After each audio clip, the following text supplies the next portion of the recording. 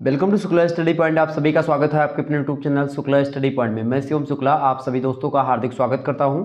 आज के वीडियो के माध्यम से हम लोग चर्चा करेंगे हिंदी साहित्य के बारे में और BA first year second semester में जो हमारे छात्र छात्राएं आ चुके हैं उनको कार्यालयी हिंदी एवं कंप्यूटर के बारे में पढ़ना है। हिंदी साहित्य में आप अगर हिंदी लिए हुए हैं विषय फर्स्ट सेमेस्टर में और अब आप फर्स्ट सेमेस्टर की परीक्षा दे चुके हैं, सेकंड सेमेस्टर में आ चुके हैं, तो 2023 में आपको सेकंड सेमेस्टर में क्या पढ़ना होगा हिंदी में। तो खास करके जब आप सेकंड सेमेस्टर में पहुंचते हैं, द्वितीय सेमेस्टर में पहुंचते हैं फर्स्ट ईयर के, तो आपको कार्यालयी हिंदी एवं कंप्यूटर के बारे में पढ़ना होता है। कार्यालयी हिंदी एवं कंप्यूटर की अगर बात की जाए तो इसमें कैसे कैसे प्रश्न पूछे जाते हैं, कौन कौन से प्रश्न पूछे जाते हैं, पेपर कैसे होते हैं, सारी इन्फॉर्मेशन देने का प्रयास करूंगा। और यह वीडियो एक प्रकार से ये मॉडल पेपर है 2023 की परीक्षाओं के लिए। आप किसी भी विश्वविद्यालय से रिलेटेड है तो आप में यही सारे प्रश्न आने वाले हैं। सिद्धार्थनगर विश्वविद्यालय में थोड़ा सा सिलेबस चेंज है, बाकी सभी विश्वविद्यालयों का सिलेबस यही है, ठीक है। कार्यालयी हिंदी, उसमें कार्यालयी हिंदी नहीं पढ़ना है, उसमें हिंदी साहित्य के बारे में पढ़ना होता है, इतिहास के बारे में, मतलब इतिहास, साहित्य का इतिहास और ये सारी चीज़ें। तो उसके बारे में हमने ऑलरेडी उसके वहाँ के क्वेश्चन पेपर को सॉल्व करवाया है ऑब्जेक्टिव वाला, तो आप उसको देख लीजिएगा अगर सिद्धार्थ विश्वविद्यालय से होंगी तो। बाकी राम मनोहर लोहिया, वीर बहादुर सिंह पूर्वांचल का महात्मा गांधी काशी विद्यापीठ, चौधरी चरण सिंह विश्वविद्यालय, इसके अलावा और भी राजा महेंद्र प्रताप हो गया, और इसके अलावा सुहेलदेव यूनिवर्सिटी या अन्य विश्वविद्यालय जिनका नाम मैं नहीं ले पा रहा हूँ, उन सभी में आप देखिएगा तो यही क्वेश्चन आपके पूछे। इलाहाबाद विश्वविद्यालय हो गया, लखनऊ विश्वविद्यालय में आप देखिएगा। तो इन सभी विश्वविद्यालयों में कार्यालयी हिंदी और कंप्यूटर का ही सिलेबस है। लगभग बिहार, उत्तर प्रदेश, इन सभी सिलेबस में जो नई शिक्षा नीति लागू हुई है उसके अकॉर्डिंग हिंदी साहित्य बीए सेकंड सेमेस्टर में आपको कार्यालयी हिंदी और कंप्यूटर के बारे में जानना है। आज के वीडियो के माध्यम से हम चर्चा करेंगे लिखित मॉडल पेपर के बारे में। लिखित मॉडल पेपर का मतलब है कि मैंने इसको मॉडल पेपर को खुद अपने हाथों से लिखा है। इसके अलावा इसमें अति लघु उत्तरीय, लघु उत्तरीय और दीर्घ उत्तरीय टाइप के प्रश्न होते हैं, यानी जिस निबंधात्मक जो प्रश्न होते हैं, सब्जेक्टिव टाइप के, डिस्क्रिप्टिव टाइप के जो प्रश्न होते हैं प्रश्न पत्र, उसके बारे में। यानी अगर आपकी परीक्षा ऑब्जेक्टिव हो रही तो हमारा दूसरा चैनल है बीए क्रेकर यूट्यूब चैनल। तो बीए क्रेकर यूट्यूब चैनल पर आप जाइएगा तो प्ले लिस्ट बनी हुई है बीए सेकंड सेमेस्टर की, जो 2022 में जितनी कक्षाएं हुई थी उन सभी क्लासेस की वीडियोज़ जो है आपको बिल्कुल फ्री में उपलब्ध करवा दी गई हैं। तो आप वीडियो जाकर के वहां से देखिए, अच्छे तरीके से अपनी तैयारी करिए। ऑब्जेक्टिव की बहुत सारी वीडियो आपको मिल जाएंगी, लिखित वाली भी बहुत सारी वीडियो मिल जाएंगी, लेकिन मैंने सोचा आप 2023 के लिए नए सिरे से आपको कुछ बताने का प्रयास किया जाए। हालांकि वो 2022 वाली वीडियोस देख लीजिएगा, बहुत हेल्पफुल हैं। बाकी मैं और भी सब्जेक्ट के मॉडल पेपर देने का प्रयास करूंगा, सोशियोलॉजी, पॉलिटिकल साइंस, हिस्ट्री, सभी के वीडियोज आपके समक्ष आएंगे, होम साइंस से लेकर के मनोविज्ञान तक सभी की वीडियो, ठीक है। चले, तो यही प्रश्न आपकी परीक्षा में आने वाला, एकदम से ध्यान रखिएगा। अब चलिए हम चर्चा करते हैं कैसे कैसे प्रश्न आएंगे और क्या क्या हमको समझना है। बीए प्रथम वर्ष द्वितीय सेमेस्टर हिंदी, कार्यालयी हिंदी एवं कंप्यूटर, सॉल्व मॉडल पेपर होगा 2023 की परीक्षाओं के लिए। आने वाली परीक्षा 24 में भी इंपॉर्टेंट होगा। सभी प्रश्न आपको करने हैं खंड आ से। 50 शब्दों में एक प्रश्नों के उत्तर को आपको लिखना होता है, ये बात ध्यान रखिएगा, अति लघु उत्तरीय के। और दूसरा आपका खंड होता है खंड बा, जिसमें लघु उत्तरीय प्रश्न आते हैं। लघु उत्तरीय प्रश्नों को आपको 200 शब्दों में लिखना होता है, 5 प्रश्न करने होते हैं, और अति लघु उत्तरीय के 10 क्वेश्चंस करने होते हैं। दीर्घ उत्तरीय में आपको 4 क्वेश्चंस दिए जाते हैं, जिनमें से केवल आपको 2 प्रश्न करने होते हैं। ये बात ध्यान रखिएगा। अलग अलग विश्वविद्यालय में अलग अलग पैटर्न हो सकता है, लेकिन अधिकतर विश्वविद्यालय की बात किया तो यही पैटर्न फॉलो करते हैं। समय आपको 3 घंटे का मिलता है लिखित परीक्षा में, ठीक है। कुछ विश्वविद्यालय अब समय को भी कम करते हैं, 2 घंटे की परीक्षा करवा दे रहे हैं लिखित वाले में, तो जैसे राम मनोहर लोहिया ने अब की बार करवाया था। चले हम चर्चा करते हैं कैसा भी पेपर होगा, प्रश्न आपके यही आने वाले हैं। पहला प्रश्न आपका है, संविधान की 8वीं अनुसूची में मान्यता प्राप्त भाषाओं पर संक्षेप में प्रकाश डालिए। बहुत ही इंपॉर्टेंट प्रश्न है। मान्यता प्राप्त जो भाषाएं खास करके जो संविधान की 8वीं अनुसूची में रखी गई हैं, आपको बता दूं भारतीय संविधान में एक तो होते हैं भाग, ठीक है, जो है 22 भाग संविधान में एक प्रकार से हैं। 25 लगभग हो चुके हैं, 25 हुए थे, फिर एक प्रकार से कम होकर के 22 हुए हैं, फिर 25, मतलब आप का खा गा में देखेंगे तो 22 के 25 से बीच में आपको मिलेंगे। बाकी अनुसूचियों की बात किए तो जब संविधान बना था तो 8 अनुसूचियाँ थीं, और अब भारतीय संविधान में 12 अनुसूचियाँ हैं, ठीक है। और अनुच्छेदों की बात किया तो जो आर्टिकल्स होते हैं भारतीय संविधान में 395 जब बना था तब थे, और आज भी 395 ही हैं, ठीक है। उसमें का खा गा या ABCD करके बढ़ोतरी हुई है, तो वो एक प्रकार से नहीं, वो मूल रूप से जो खास करके 1 2 3 इस प्रकार से गिनेंगे तो आपको 395 मिलेगा। अब एक में हो सकता है कि 2 पार्ट आपको दे दिया जाए, वैसे एक में लिखा है कि भारत राज्यों का संघ होगा। बाकी आप देखिएगा का खा गा इस प्रकार से आपको मिलेगा। जैसे 19 के ए, 19 बी, 19 सी, इस प्रकार से आप देखते होंगे 19 का 1 2 3 इस प्रकार से, ठीक है। तो आपको मैं बता दूं कि जैसे 19 में तो आपको खास करके अभिव्यक्ति की स्वतंत्रता की बात करी जा रही है, ठीक है। तो उसके बारे में हम चर्चा नहीं करेंगे क्योंकि वहाँ से आपका प्रश्न आता नहीं है। बात आती है भाषाओं की, क्योंकि हम पढ़ रहे हैं हिंदी भाषा में खास करके कार्यालयी हिंदी। और कार्यालयी हिंदी की अगर बात की, कार्यालय माने होता है ऑफिस, हिंदी माने होता है हिंदी। तो कार्यालय में प्रयोग की जाने वाली जो हिंदी है उसको बोलते हैं कार्यालयी हिंदी। और कंप्यूटर में जो हिंदी का प्रयोग हो रहा है उसके बारे में इन्हीं सबसे प्रश्न आपके रिलेटेड होते हैं। तो कार्यालय में एक प्रकार से पत्र प्रपत्र एक दूसरे को लिखे जाते हैं, सर्कुलर वगैरह पास होते हैं एक दूसरे को, एक प्रकार से अनुस्मारक पत्र लिखे जाते हैं, सरकारी पत्र, अर्ध सरकारी पत्र, ठीक है, परिपत्र लिखे जाते हैं, अनुस्मारक लिखे जाते हैं, कई प्रकार की चीज़ें होती हैं, व्यवहारिक पत्र भी लिखे जाते हैं, व्यावसायिक पत्र लिखे जाते हैं। तो इन सभी में आपस में जो विचार आवागमन का जो माध्यम है पत्र, उसमें जो प्रयोग की जाने वाली भाषा है वो उसको बोलते हैं कार्यालयी हिंदी। एक कार्यालय से दूसरे कार्यालय में भेजी गई जो एक प्रकार से मतलब भावना होती है, तो वो माध्यम का कार्य करता है कार्यालयी पत्र। और कार्यालयी पत्र में के माध्यम से जो उसमें भाषा लिखी होती है उसको बोलते हैं कार्यालयी हिंदी, यानी कि कार्यालय विशेष में प्रयोग की गई भाषा, ठीक है। तो संविधान में खास करके जो भाषाओं को लेकर के एक अनुसूची क्रिएट कर दी गई है, 8वीं अनुसूची। तो 8वीं अनुसूची में कितनी भाषाएं शामिल की गई हैं, प्रश्न आपसे यह पूछा जा रहा है, ठीक है। तो भैया कौन सा प्रश्न है, 8वीं अनुसूची में कै ठू भाषा है? तो 8वीं अनुसूची में कितनी भाषा है भैया? 22 भाषा है। कितनी भाषा है? 22 भाषा है वर्तमान में, ठीक है। कौन कौन सी? भोजपुरी भाषा को शामिल करने की मांग उठ रही है लेकिन अभी शामिल नहीं है, ठीक है। भोजपुरी में कमेंट्री आ रही वो अलग बात है, कमेंट्री तो भोजपुरी में बढ़िया एकदम से धमाल मचाई हुई है। IPL आप देखते होंगे तो आपको पता होगा भोजपुरी में भी कमेंट्री होती है, ठीक है। 22 भाषाओं में भोजपुरी शामिल नहीं है, हालांकि शामिल होना चाहिए, इसमें संशोधन होकर के, और मांग भी उठ रही है, और भी भाषाओं की मांग उठ रही है।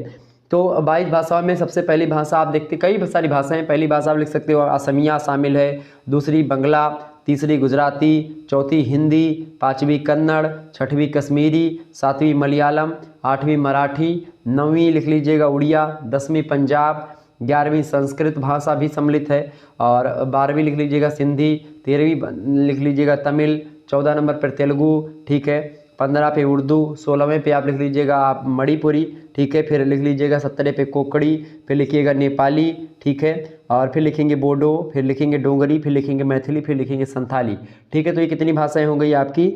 22 भाषाएं। कौन कौन सी?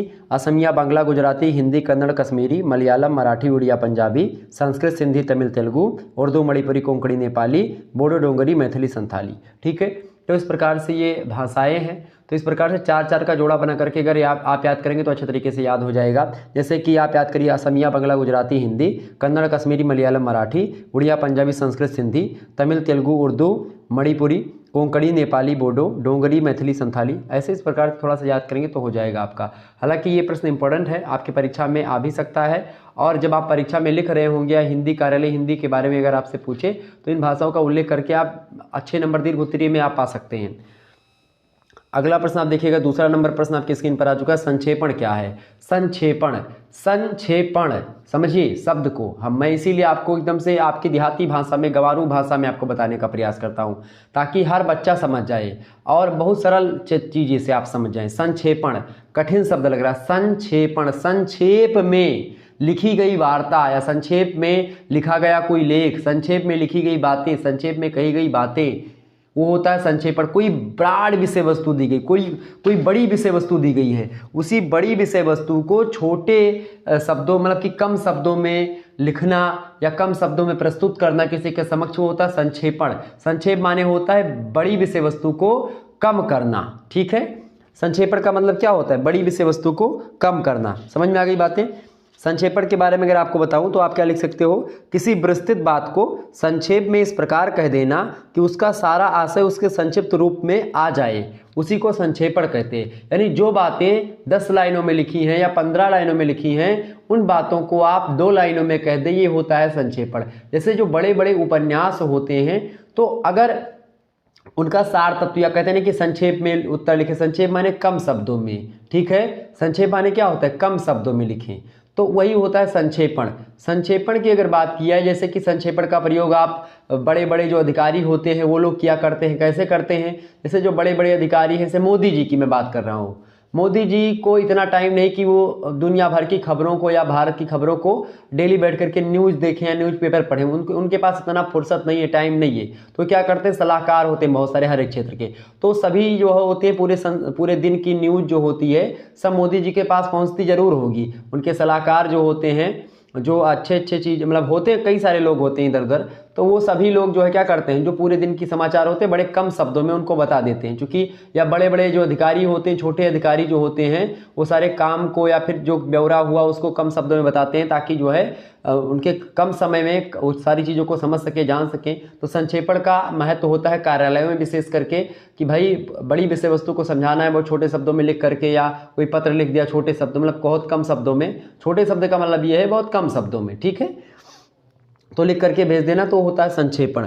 तो संक्षेपण क्या होता है, किसी विस्तृत बात को संक्षेप में इस प्रकार कह देना कि उसका सारा आशय जो है उसके संक्षिप्त रूप में आ जाए, तो उसको संक्षेपण कहते हैं। राजकीय कार्यालयों में संक्षेपण बहुत बड़ा महत्व आज रखता है, और तमाम प्रकार के विस्तृत पत्रों को पढ़ने का समय उच्च अधिकारियों के पास नहीं होता है, और इसलिए उन्हें संक्षिप्त रूप मतलब कि उसको प्रस्तुत करने के लिए कोई व्यक्ति होते हैं, तो वो जरूरी होता है कि भाई संक्षेप में बताने के लिए एक व्यक्ति रखते हैं लोग। तो ये हो गया संक्षेपण आपका। इसके ठीक विपरीत होता है पल्लवन। पल्लवन 5 नंबर पे है, अभी मैं आपको समझाऊंगा। पल्लवन संक्षेपण माने होता है बड़ी विषय वस्तु है उसको कम शब्दों में लिखना। पल्लवन माने होता है कम शब्द में लिखा हुई बात है उसको विस्तृत शब्दों में लिखना, बहुत विस्तार से समझाना, ठीक है, भाव वही रहे। अगला क्वेश्चन से आप देखिए, तो पल्लवन माने होता है विस्तारण। पल्लवन को विस्तारण कहते हैं, भाव विस्तारण कहते हैं उसको, ठीक है, तो वो बढ़ा चढ़ा करके लिखना, और संक्षेपण कम शब्दों में लिखना। अगला प्रश्न आपका टिप्पणी।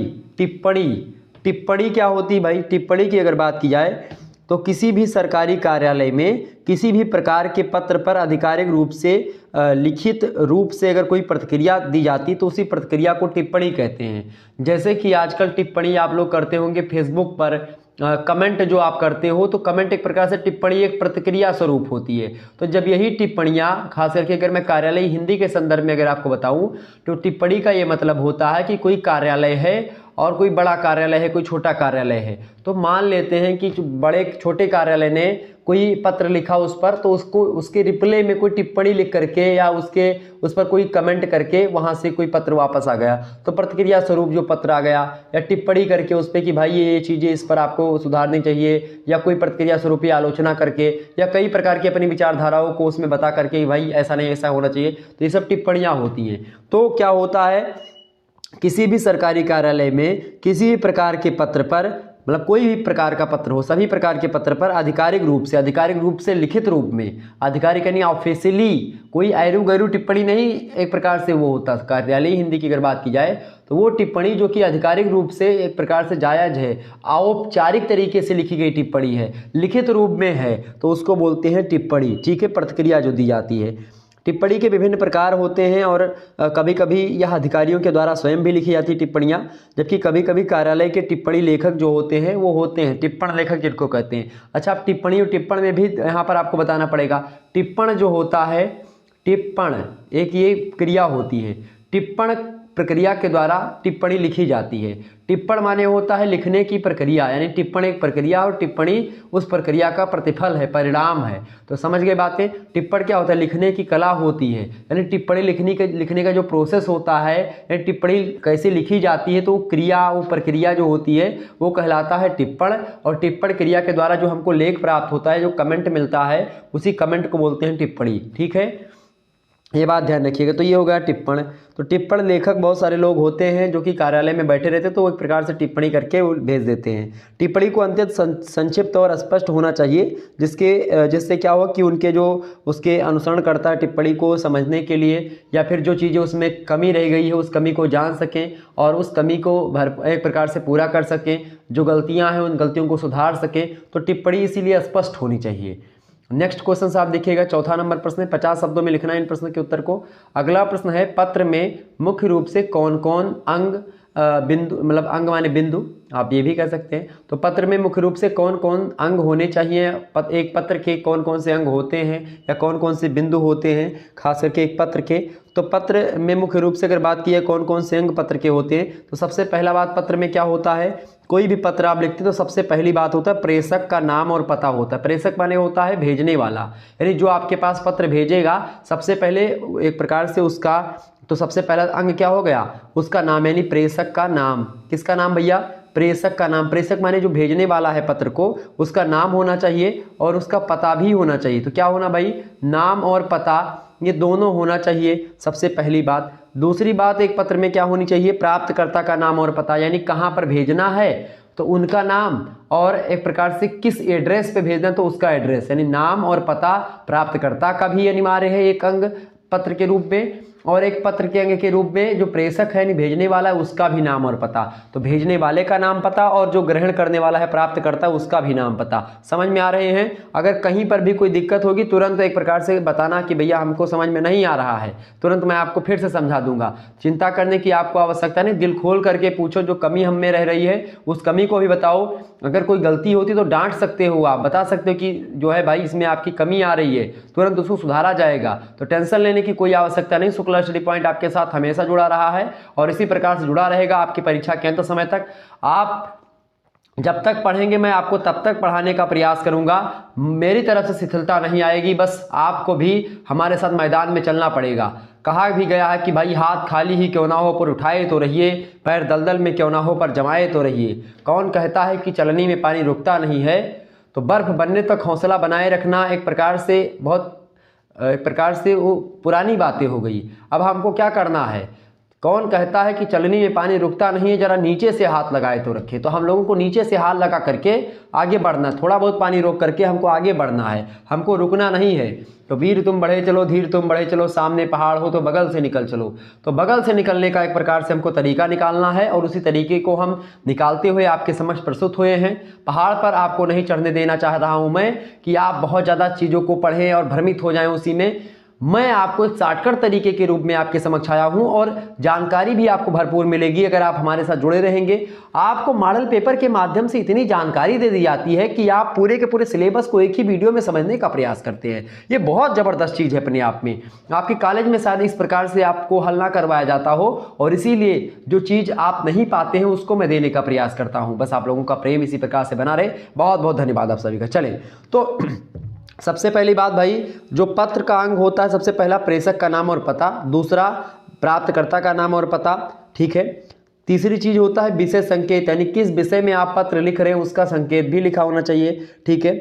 चौथी बात है कि भाई संबोधन किसको आप कर रहे हैं, किसके प्रति लिख रहे हैं, क्या संबोधन, संबोधन मतलब समझ रहे हैं, संबोधन माने होता है श्रीमान, महोदय और उसके नीचे ऐसे क्या लगा होता है, ये एक्सक्लेमेशन, ठीक है, ये ठीक है, विस्मयादिबोधक। तो ऐसे लिखा आपने महोदय, महोदय, ठीक है, या लिखा आपने श्रीमान, तो उनका एक प्रकार श्रीमान किसको आप लिख रहे हो एक प्रकार से वो होता नहीं कि। तो संबोधन भी होना चाहिए पत्र में, पहला प्रेषक का नाम, दूसरा प्राप्तकर्ता का नाम, तीसरा विषय संकेत, चौथा संबोधन होना चाहिए, पांचवा क्या होना चाहिए पत्र में, पत्र की जो मुख्य सामग्री है आप क्या लिख रहे हो वो मुख्य सामग्री का भी होना परम आवश्यक है। इसके अलावा छठा अंग होता है समापन सूचक शब्द। समापन सूचक शब्द मतलब होता है आपका आज्ञाकारी शिष्य, या एक प्रकार से आप देखते नहीं कि लिखा रहता है आपका आज्ञाकारी, जो ये होता है कि योर ओबेडेंटली, ठीक है, ऐसे लिखा नहीं रहता अंग्रेजी और हिंदी में, नीचे इधर बाएं साइड में, मतलब दाएं साइड में इधर, ठीक है। तो यहाँ पर यानी कि आपका जो समापन सूचक शब्द है वो भी अच्छा होना चाहिए और वो भी होना जरूरी होता है पत्र में। सातवीं चीज हस्ताक्षर और नाम भी होना चाहिए, आपका हस्ताक्षर और आपका नाम ये दोनों होना चाहिए इसकी जो पत्र लिख रहा हो। इसके अलावा आठवीं चीज संलग्नक, यानी अगर कोई व्यक्ति एक प्रकार संलग्नक का सीधा सा मतलब ये होता है कि अगर कोई कुछ रिलेटेड चीज़ है तो उसको भी उसी में लिख दिया जाए। और 8-9वां तब तो होता है पुनः, यानी कि एक प्रकार से मतलब दोबारा से उसको चेक वगैरह या फिर एक प्रकार से अच्छे तरीके से लिखे ताकि कोई गलती ना हो, तो इस चीज़ों को भी ध्यान रखना चाहिए। और तारीख, डेट, इन सभी का भी मेंशन होना चाहिए। तो ये सब एक प्रकार से होते हैं क्या पत्र के मुख्य रूप से अंग, ठीक है। तो इसके अतिरिक्त भी कभी कभी पत्रों में कुछ अन्य विषय वस्तु भी आते हैं, लेकिन ये इंपॉर्टेंट होते हैं जितना मैंने आपको बताया। तो ये हो गए आपके क्या भाई पत्र के मुख्य रूप से अंग। अगला प्रश्न आपका 5वां नंबर, पल्लवन। पल्लवन क्या होता है भाई? पल्लवन का सीधा सा मतलब क्या होता है? मैंने आपको बताया था संक्षेपण का मतलब। तो पल्लवन जो होता है वो क्या होता है? पल्लवन की बात की जाए तो पल्लवन जो होता है पल्लव से बना हुआ है। पल्लव, पल्लव का मतलब जानते हैं? गांव वगैरह में पूजा होती, पंडित जी कहते हैं कि भैया आम एक पल्लव ले आओ। तो पल्लव में एक पाती होती कि दुई पाती होती कि 4-5 पाती होती? तो पल्लव में 4-5 पाती या 10 पाती होती। पाती माने पत्ती। तो एक पल्लव में 4-10 पत्तियों का एक प्रकार से ढांचा होता है, तो वो पल्लव होता है। एक पाती को पल्लव नहीं कहते हैं। जब कई पत्तियां मिलती हैं तो उसको हम पल्लव कहते हैं। तो पल्लव का सीधा सा मतलब होता है भैया कि बहुत ज्यादा चीजें। पल्लव माने क्या होता है? विस्तारण। पल्लवन, पल्लव से बना है पल्लवन। पल्लवन माने बढ़ाने की क्रिया, विस्तार करने की क्रिया। अच्छा, इसीलिए इसको विस्तारण भी कहते हैं। विस्तार करने की क्रिया को विस्तारण। पल्लव यानी कि एक प्रकार से ये भी विस्तार के शब्दों में आ गया, चूंकि पाता में कई पत्ते होते तो पल्लव का मतलब क्या होता है? विस्तार से लिखना। तो कोई छोटी वस्तु है, विषय वस्तु है, उसको बहुत विस्तार से समझाना, लिखना, वो होता है पल्लव या पल्लवन। ठीक है, समझ में आ रहे हैं? समझ आ रही? तो पल्लवन एक प्रकार से वह प्रक्रिया है जिसमें क्या होता है? किसी सूत्र को, किसी विचार को, किसी भाव को, किसी वाक्य को, किसी सूक्ति को, किसी कथन को आप विस्तार से लिखते हैं, विस्तार से समझाते हैं। तो वो क्या होती है? वो होता है पल्लवन। समझ में आ रही भी बातें? बिल्कुल, फटाफट से एक बार वीडियो को लाइक और शेयर कर दीजिएगा। तो ये होता है पल्लवन। ठीक है, संक्षेपण तो आपके समझ में आ गया था। संक्षेपण क्या होता है? संक्षेप या सार। ठीक है, मेन चीजें जो 10 पन्ने में लिखी हैं उनको एक पन्ने में समझा देना। बड़े बड़े उपन्यास होते 300-300 पेज के, उसको एक प्रकार से 1 पन्ने 2 पन्ने में समझा देना, वो होता है आपका संक्षेपण। पल्लवन होता है जैसे कोई छोटी विषय वस्तु दी गई है उसको बड़े भाग में लिखना, मतलब एक प्रकार से बहुत बड़ा नहीं, मतलब एक प्रकार से थोड़ा सा विस्तार से समझाना, उसकी व्याख्या करना, ये होता है पल्लवन। बात की जाए पल्लवन की, तो पल्लवन की विशेषता भी अगर आपसे पूछे तो पल्लवन की कई सारी विशेषताएं हैं। जैसे कि पल्लवन एक गद्य कृति होती है, रचनात्मक विधा है पल्लवन। ठीक है, मूल विषय की बाध्यता होती है, यानी जो लिखा है उसमें जो सूक्ति छोटा शब्द है उसी के इर्द गिर्द आपकी बातें घूमनी चाहिए। ऐसा नहीं कि पल्लवन लिख रहे हैं तो आहनिक बहानी लिखें, जो आपका मन कर रहा है वो लिखेंगे। नहीं, जो मूल बातें हैं, जो आपको कथन दिया गया है उसी कथन के अनुकूल ही आपको लिखना है। ठीक है, स्वाभाविकता भी होनी चाहिए, मौलिकता होनी चाहिए, कॉपी करके कहीं से नहीं लिखना है आपको, मौलिकता होनी चाहिए। आप कल्पनाशीलता का भी प्रयोग कर सकते हैं इसमें थोड़ा बहुत। ठीक है, स्वच्छंदता होती है पल्लवन लिखते समय आपके पास। गत्यात्मकता यानी तारतम्यता। गत्यात्मकता माने होता है कि एक प्रकार से ऐसा लिखे ताकि पाठक को पढ़ने पर मजबूर करें आप। कोई छोटी चीज़ों को थोड़ा बड़े स्तर पर थोड़ा उसका टाइम उसमें लगे पढ़ने में। ऐसा नहीं है कि भाई वो एक लाइन में पढ़ करके सारी चीज़ों को जानने का प्रयास करे। तारतम्यता हो कि एक लाइन अगर पढ़ लीस तो दूसरी लाइन पढ़े मजबूर कर दियो। जैसे कि आजकल कहा है कि वेब सीरीज जब बनती तो कोनो वेब सीरीज अगर आप देखोगे, एक पार्ट देख लिया 2 पार्ट ढंग करके, तो तीसरा पार्ट देखने का इच्छा आपके मन में वैसे जागृत हो जाएगी। तो इसी प्रकार से गत्यात्मकता बहुत जरूरी होती, चाहे आप कॉपी लेखन कर रहे हैं, चाहे आप कोई पल्लवन लिख रहे हैं, या कोई लेख लिख रहे हैं, चाहे निबंध लिख रहे हैं, चाहे कोई गद्य रचना लिख रहे हैं, सब में होने शब्दों का चयन आपको अच्छा करना चाहिए पल्लवन लिखते समय। भाषा का विशेष ध्यान रखना चाहिए आपको। भाषा ज़्यादा कठिन भी नहीं होनी चाहिए, सरल भाषा होगी तभी लोग उसको पढ़ पाएंगे। जटिलता जब हो जाती तो लोग समझ नहीं पाते। अगला प्रश्न 6वां नंबर प्रश्न आप देखिएगा, ईमेल। ईमेल किसे कहते भैया? ईमेल बताओ का हुआ? सब जानत हो वो ईमेल, एक बताओ, जरूरत नहीं है, लेकिन ईमेल की बात की है तो ई माने होता है इलेक्ट्रॉनिक। ई माने क्या होता है भैया? इलेक्ट्रॉनिक। और मेल माने होता है मेल मिलाप, एक प्रकार, समझते नहीं? तो वही होता है कि भाई इलेक्ट्रॉनिक माध्यम से मेल करवा देना, समझ रहे हैं? तो ईमेल का मतलब होता है क्या? ईमेल क्या है? कंप्यूटर, एक कंप्यूटर से दूसरे कंप्यूटर को भेजे जाने वाली इलेक्ट्रॉनिक सूचना को हम ईमेल कहते हैं। एक मोबाइल फ़ोन से दूसरे मोबाइल फ़ोन में भेजी जाने वाली सूचना को ईमेल कहते हैं। पहले ईमेल नहीं था, तब पत्र लिखा जाता था, तो पत्र में क्या होता, बड़ा टाइम लगता है, खर्चा भी पत्र में ज़्यादा लगता है। ईमेल में कोई खर्चा नहीं लगता है, बस नेट अगर आपके पास है और फलाने के पास भी नेट है तो आराम से ईमेल भेज सकते हो। और ईमेल पत्र के स्वरूप में, पत्र का स्ट्रक्चर, जो पत्र का स्वरूप होता है, यानी कि जो लेटर का जो स्ट्रक्चर होता है उसी स्ट्रक्चर में आप लिख भी सकते हो उसमें, यानी जिस प्रकार से आप प्राप्तकर्ता का नाम और एक प्रकार से जो संलग्नक हैं या एक प्रकार से जो पुनश्च है, सारी चीज़ों को या फिर जो आपके एक प्रकार समापन सूचक शब्द हैं उन सभी को आप एक तारतम्य में एक उचित स्थान दे सकते हो। उसमें दाएं लिखना है, बाएं लिखना है, कहाँ कामा लगाना है, कहाँ पर स्पेस देना है,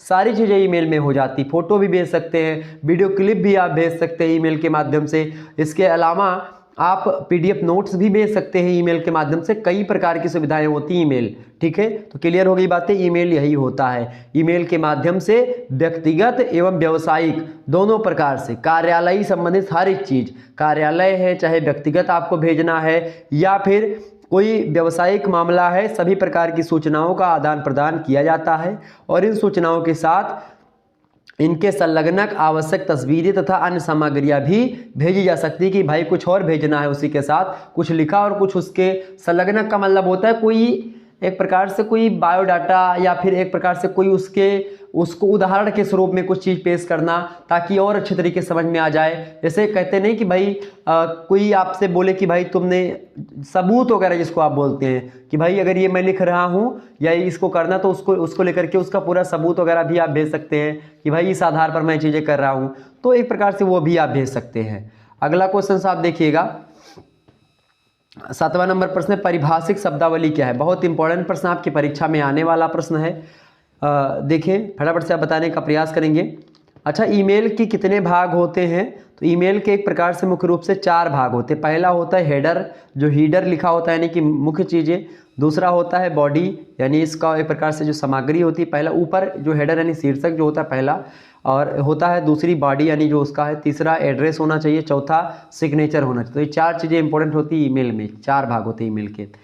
परिभाषिक शब्दावली क्या है भाई? परिभाषिक शब्दावली की बात की जाए तो अलग अलग विषय में आप देखते हैं अलग अलग कुछ परिभाषिक शब्द होते हैं जो कि कठिन होते हैं, जिनकी परिभाषा दी जा सकती है। जैसे कि अलग अलग शब्दों में आप देखिएगा, प्रत्येक विषय अथवा क्षेत्र में कुछ ऐसे शब्द होते हैं जिनका उसी विषय विशेष अथवा क्षेत्र विशेष में कुछ अर्थ होता है। कुछ शब्द ऐसे भी होते हैं जो पूर्ण रूप से परिभाषिक होते हैं तथा कुछ शब्द अर्ध परिभाषिक होते हैं। जैसे कि साधारणीकरण एक काव्यशास्त्र का शब्द है हिंदी में, तो उसका अलग अर्थ साधारणीकरण का मतलब होता है कि भाई जो कोई कविता है तो कविता लिखी गई तो कविता में जो रस है उस रस को एक प्रकार से पाठक अगर समझ पा रहा है, जो उसमें रस है उस रस का रसास्वादन कर पा रहा है पाठक, तो वो एक प्रकार से साधारणीकरण तभी होता है। तो साधारणीकरण एक प्रकार से परिभाषा साधारणीकरण की दी जा सकती, साधारणीकरण की विशेषताएं बताई जा सकती हैं। साधारणीकरण, प्रयोगवाद, जो हिंदी में प्रयोग होता है प्रयोगवाद शब्द, तो प्रयोगवाद भी एक प्रकार से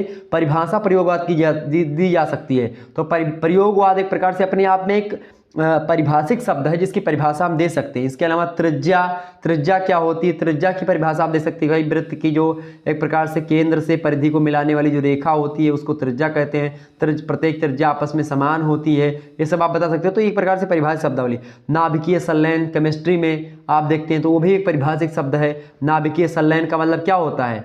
नाभिक क्या किसमें होते हैं? कोई एक प्रकार से कोई केंद्र बिंदु होता है तो उसी को नाभिक, एक गोले का जो केंद्र बिंदु होता है उसको नाभिक कहते हैं। इलेक्ट्रॉन में, प्रोटॉन में, इन सभी में नाभिक पाए जाते हैं। तो उन्हीं नाभिक में एक प्रकार से क्या होता है, आप देखते हैं सूर्य में जो किरण होती है नाभिकीय संलयन होता है, ठीक है, ये बात ध्यान दें। तो इसी प्रकार की चीज़ें होती हैं।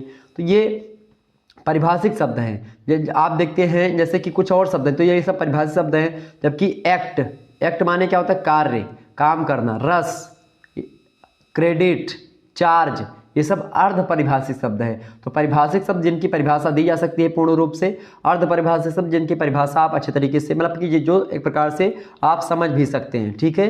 ये बात ध्यान रखिएगा, इंपॉर्टेंट चीज़ें हैं, आपकी समझ में आ गई होंगी। अगला प्रश्न है 8वां नंबर प्रश्न देखिएगा, डिजिटल लाइब्रेरी के लाभों पर संक्षेप में प्रकाश डालिए। मोस्ट इंपोर्टेंट प्रश्न आपकी परीक्षा की दृष्टि से, फटाफट से बताने का प्रयास करेंगे। डिजिटल लाइब्रेरी के लाभों पर संक्षेप में। डिजिटल लाइब्रेरी को साइबर लाइब्रेरी भी कहते हैं, ठीक है, ये बात ध्यान रखिएगा। तो टेंशन मत लीजिएगा कि भाई डिजिटल क्या है। तो डिजिटल माने होता है जैसे कि कंप्यूटर जो उन्हें लाइब्रेरी में रखा रहा है, कंप्यूटर के माध्यम से बच्चे पढ़ते हैं। साइबर लाइब्रेरी, बड़े बड़े यूनिवर्सिटीज़ में साइबर लाइब्रेरी होती है, बड़े बड़े कॉलेजों में आप देखिएगा, ठीक है, साइबर लाइब्रेरी होती है जिसमें आपको कंप्यूटर रखा रहता है और कंप्यूटर एक होता है पूरा आपका सिस्टम होता है और उसी सिस्टम पर आप जा करके बच्चे पढ़ाई करते हैं, ठीक है। तो वो होती है डिजिटल लाइब्रेरी। तो उसका क्या क्या लाभ होता है? तो डिजिटल लाइब्रेरी के कई लाभ होते हैं। सबसे पहली बात, बिना समय गंवाए सूचनाओं की तुरंत प्राप्त करने में सहायता प्रदान करता है डिजिटल लाइब्रेरी। अगर आपको कोई चीज़ नहीं समझ में आ रही, तुरंत गूगल करो, फट से जुड़ते जाएगी जानकारी तमाम। आराम से पढ़ो, बैठ के पंखा चलता है, हरा हरा हरा रठू, कापी पेन ले लो, आराम से जोन पढ़े को सिलेबस अपन निकाल लो, एक पन्ना में वही सिलेबस दे के आराम से एक एक टॉपिक सर्च करो, आराम से पढ़ो। तो ये होता है इसका, बिना समय गंवाए आप सूचनाओं को तुरंत पा सकते हैं डिजिटल लाइब्रेरी में। दूसरी बात, प्राप्त डाटा विश्वसनीय एवं गुणवत्ता युक्त होता है। जो आप गूगल पर सर्च करके जानकारी ग्रहण करते हैं तो उसमें जो नई नई चीज़ें, जो अपडेट चीज़ें होती हैं वो आती रहती है। जबकि आप बुक्स से जब पढ़ते हैं तो बुक्स अगर पुरानी है, आप देखिए जो सीरीजें आती हैं मार्केट में, जो सीरीज आती छप करके, उसमें 1988 1999 का डाटा दिए होते हैं। बहुत सारे जो नए सीरीज सब छपती हैं उनमें 2010 का डाटा, कोई सीरीज पुरानी नहीं होती। मैं आपको बता दूं, जैसे 2022 की सीरीज आई तो क्या 2022 में जो क्वेश्चन छपे थे 2023 में सिलेबस बदला थोड़ी ना, वही क्वेश्चन फिर बस खाली उसकी जो दफ्ती होती है, उसका जो पहला पेज होता है वही बदल करके उसमें 2023 वही छाप करके और फिर से उसे पंच करके दे देते हैं आपको। तो ये डिजिटल लाइब्रेरी में क्या होता है, आपका विश्वसनीय डाटा होता है, ओके। इसके अलावा गुणवत्ता युक्त होता है, क्वालिटी होती है उसमें। तीसरा लाभ होता है स्थान की कमी करना। स्थान की कमी मतलब क्या होता है, डिजिटल लाइब्रेरी से स्थान की कमी भी एक प्रकार से होती है। कोई डिजिटल लाइब्रेरी में पढ़ रहा है, कोई इधर पढ़ रहा है, कोई उधर, तो इससे भी क्या होता है कि भाई स्थान की कमी भी होती है। और तीसरी बात, चौथी बात ये होती है कि संचार एवं इंटरनेट कार्य में त्वरित गति होती है, मतलब कि उसमें गति मिली रहती है, संचार के साधनों का विकास होता है, लोग नई नई चीज़ों को जानकारी पाते हैं डिजिटल लाइब्रेरी के माध्यम से। बच्चे लैपटॉप चलाना या फिर कंप्यूटर चलाना जान जाते हैं। अगली चीज़ ये है कि भाई सूचना के व्यवसायीकरण की संभावना बढ़ जाती है। इसके अलावा छठा लाभ ये है कि ज्ञान की वृद्धि की संभावना भी बढ़ जाती है। इसके अलावा विश्वव्यापीकरण पर भी बल मिलता है, क्योंकि आप गूगल पर रहें या फिर अन्य, जब आप नेट से जुड़े होते हैं तो पूरे संसार से जुड़े होते हैं। आप दुनिया के किसी कोने को एक प्रकार से आप देख सकते हैं अपने मोबाइल फ़ोन में। तो जियोग्राफी तो बड़ा आसान हो गया जब से मैपिंग वाला सुविधा दे दिया है गूगल ने, ठीक है। इसके अलावा और भी चीज़ें हैं, संसाधन सहभागिता में वृद्धि और अनेक लाभ भी होते हैं डिजिटल लाइब्रेरी से। डिजिटल लाइब्रेरी के ये सारे लाभ हैं, लेकिन कुछ हानियाँ भी होती हैं। डिजिटल लाइब्रेरी में जो बच्चे कुछ पढ़ने के लिए आते हैं, कुछ बच्चे जो होते हैं वो केवल जो है मौज लेने जाते हैं वहाँ पर। डिजिटल लाइब्रेरी में जाते हैं, वहाँ पे इस समय तो IPL चल रहा है, लोग हम देखे हैं डिजिटल लाइब्रेरी में जा करके वो सभी लड़के IPL देखते हैं, उसी में नेट रहता ही है, वाईफाई लगी ही है, ब्रॉडबैंड की सुविधा है, लाइट पंखा बिजली सब है एकदम से फिट से। जाते हैं वहाँ पर एक प्रकार से पढ़ते नहीं, बहुत सारे बच्चे दूसरा चीज़ देखने लगते हैं, उसमें मूवीज़ देखते हैं बहुत सारे बच्चे उसमें जा करके। लेकिन जब भाई वो पढ़ने के लिए तो आप पढ़िए, लेकिन क्या आप 2-3 मिनट पढ़ सकते हो, ठीक है। जैसे कि 2-3 घंटे आप पढ़िए और उसके बाद में जो समय आपका बच रहा है तो 2-3 घंटे आप देख सकते हो। भाई 2-3 घंटे अगर पढ़े हैं तो आप 10-12 मिनट आप या फिर 1-आध घंटा आप पिक्चर भी देख सकते हो, उसमें कोई दो राय नहीं है। तो इससे क्या होता है, थोड़ा माइंड आपका फ्रेश होता है, रिलीफ होता है। ये मत सोचो कि 15 घंटा पढ़ना पड़ता है IAS के लिए या उसके लिए 2000, मतलब एक प्रकार से डेली 10-10 घंटा 12-12 घंटा पढ़ना पड़ता है, बस केवल खाना पानी दरवाजे से पहुँचेगा। बहुत सारे लोग गाँव बताते होंगे कोई IAS बन गया, तब गाँव वाले जो बताते कि अरे वो फलाने IAS बन गए, तो कह रहे तो एक जने वही मास्टर एक जने बुद्धिजीवी क्यों रही हैं, कोई बुद्धिजीवी में नहीं मिली है तो कहीं है, अरे वो फलाने के लड़कवा भैया सुबेरवा घुसर जात रहा कमरवा मैहन और वही नीचे में से कुछ जगह बनवाए रहा दरवाजा से, बस वही खिड़किया से वही कोनो जो एक प्रकार से थोड़ा सा जगह बनाते हैं, उसी जगह से बस खाली खनवा और पानी पहुँचा देते, एक लोटा पानी और एक थरिया खाना, और वही खाना खा लेता था, उसी में सब कुछ कर लेता था और दिना रतिया पढ़ाता रहा। कोई ऐसा नहीं कर सकता। मैं आपको बता दूं, जो कहता हो कि मैं 12 घंटे पढ़ता हूं, 18 घंटे पढ़ता हूं, 10 घंटे पढ़ता हूं, उसको मेरे सामने ले आओ तो मैं आपको बताऊंगा पढ़ाई की, फिर वो समझिए पढ़ाई नहीं कर रहा है, मौज ले रहा है पढ़ाई की। और मतलब एक प्रकार से मौज का मतलब ये है कि वो खाली दिखाने के लिए पढ़ता है लोगों को कि भाई देखो मैं पढ़ रहा हूँ। पढ़ाई मुश्किल से जब आप देखिए 1 घंटा पढ़ते हो, 1 घंटा पढ़ने के बाद में 15 मिनट एक प्रकार से आप उस पढ़ाई को रिकॉल करें, तब पढ़ाई मानी जाती है, ठीक है। ये बात ध्यान रखिएगा, पढ़ाई करने से मतलब नहीं होता, पढ़ाई आपके दिमाग में रुके ये मतलब होता है। तो अगर 1 घंटा पढ़ रहे हैं तो लगभग 10 से 15 मिनट आप उसको रिकॉल करें, रीफिल करें, 10 मिनट घूम टहल लें इधर उधर। इससे क्या होता है, आप जो पढ़ते हो आपके माइंड में रुकता है। तो पढ़ने का सही तरीका ये है, ये नहीं कि भाई पढ़ते चले गए 2-3 घंटा बैठे हैं, तो वो पढ़ने का कोई मतलब नहीं, बस दिखावटी आप पढ़ रहे हो, इसका मतलब है। आगे बढ़ते और भी यानी कि थोड़ा सा स्मार्ट वर्क करना पड़ेगा। अगला क्वेश्चन आप देखिएगा, 9वां नंबर प्रश्न है, कार्यालयी हिंदी क्या होती? कार्यालयी हिंदी का क्या मतलब होता है? तो कार्यालयी हिंदी की बात की जाए तो संवैधानिक रूप से कार्यालयी हिंदी के लिए राजभाषा हिंदी का शब्द प्रयोग किया जाता है और संवैधानिक स्तर पर, और इसीलिए कार्यालयी हिंदी के उद्देश्य को समझने के लिए राजभाषा हिंदी तथा उसके संवैधानिक प्रावधानों को जानना जरूरी हो जाता है। क्योंकि समान नागरिक राजभाषा हिंदी को भ्रमवश राज्यों को हिंदी मानते हैं, ठीक है, मानते आए हैं, लेकिन राजभाषा का प्रयोग अंग्रेजी में ऑफिशियल लैंग्वेज के रूप में किया जाता है। राजभाषा का मतलब होता है ऑफिशियल लैंग्वेज, कार्यालय में, सरकारी कार्यालय में प्रयोग होने वाली भाषा, बैंकों में प्रयोग होने वाली भाषा, ठीक है।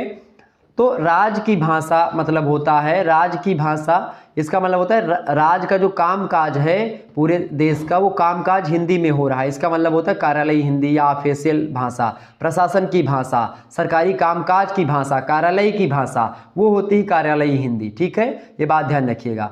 तो यही है कार्यालयी हिंदी, ये बात ध्यान रखिएगा। 1947 में संविधान सभा के गठन के बाद से राजभाषा पर चर्चा की जाने लगी और उस समय हिंदुस्तानी या अंग्रेजी में से किसी एक को राजकाज की भाषा बनाने पर बहस हुई और बाद में हिंदुस्तानी के स्थान पर हिंदी शब्द को रख दिया गया और लंबे समय तक चली तमाम सारी बहस हुई राजभाषा को लेकर के। बाद में आखिरकार 14 सितंबर को 1949 को हिंदी को राजभाषा के रूप में स्वीकार कर लिया गया और इसीलिए 14 सितंबर को एक प्रकार से हिंदी दिवस के रूप में मनाया जाता है, ठीक है, ये बात ध्यान रखिएगा। और ख़ास करके उसी दौरान उस प्रावधान में यह भी शामिल कर लिया गया था कि अंग्रेजी 15 वर्षों तक हिंदी की सहभाषा, यानी साथ साथ हिंदी के साथ साथ अंग्रेजी का भी प्रयोग होगा। मतलब कि जैसे कोई कार्यालय में अगर हिंदी का प्रयोग हो रहा है तो उसके साथ ही साथ अंग्रेजी का भी होगा। क्योंकि अंग्रेजी वाले जो थे वो भी उस समय थे, अंग्रेजी चूँकि सभी की भाषा थी तो अंग्रेजी को ख़त्म तो एक बार कर नहीं सकते थे, तो हिंदी के साथ साथ अंग्रेजी का भी यानी बाईलिंगुअल चलती रही और 15 वर्षों के बाद में ख़त्म करने की बात कही गई थी अंग्रेजी की। लेकिन आज विडंबना देखिए कि अंग्रेजी जो है आज ख़त्म होने का नाम नहीं ले रही। अगर आप अंग्रेजी नहीं जानते तो लोग आपकी मजा लेते हैं कि भाई अंग्रेजी नहीं जानता है। फिर धीरे धीरे क्या हुआ, संशोधन होता गया, लगातार अंग्रेजी आज भी बनी हुई है, अंग्रेजी ही शासन व्यवस्था की भाषा आज भी बनी हुई है, ठीक है। आगे बढ़ते हैं, अगला क्वेश्चन। तो कार्यालयी हिंदी माने होता है कामकाज की भाषा, प्रशासन की भाषा, ठीक है, सरकारी कामकाज की भाषा, राजकाज की भाषा, वो होती कार्यालयी हिंदी। अगला प्रश्न, सरकारी या कार्यालयी पत्र। सरकारी या कार्यालयी पत्र क्या होता है भाई? सरकारी या कार्यालयी पत्र की अगर बात की है तो इंपॉर्टेंट प्रश्न है।